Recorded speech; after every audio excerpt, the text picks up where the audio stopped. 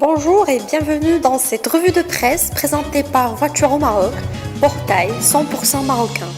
Avec la nouvelle BMW M4 F82 équipée de freins carbone céramique et de sa boîte DCT qui a parcouru la boucle nord du Nürburgring en 7 minutes 52 selon les médias allemands.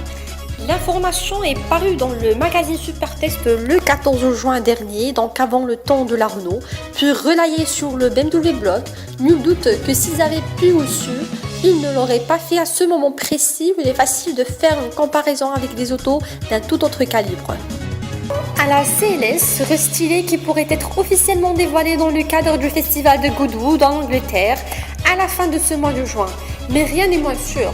Pour le moment, nous découvrons son nouveau regard et quelques détails de ses nouveaux feux à LED. On ne sait rien du reste de cette CLS restylée. On constate simplement que la calandre adopte le design de celle de la CLA.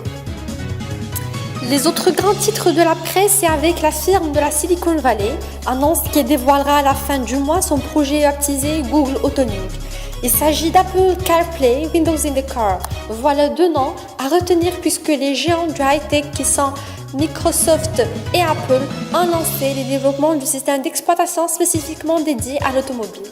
La voiture est aujourd'hui de plus en plus connectée et de plus en plus intelligente. Et aussi avec Karmann, un nom qui revient souvent chez Volkswagen. L'an dernier, le constructeur allemand se servait une fois de plus du carrossier disparu pour lancer une série spéciale sur la Golf Cabriolet. Cette année, Karmann nous revient une nouvelle fois puisque Volkswagen annonce la commercialisation d'une série spéciale. Et enfin, d'ici la fin de l'année, Aston Martin devrait remettre à l'honneur la marque Lagonda à travers un modèle disponible en série très limitée. Mais il faudra encore plusieurs mois avant de découvrir la première véritable nouveauté depuis longtemps. Retrouvez le reste des infos sur notre rubrique actualité. C'est ainsi que l'on se quitte. À la semaine prochaine et bonne journée.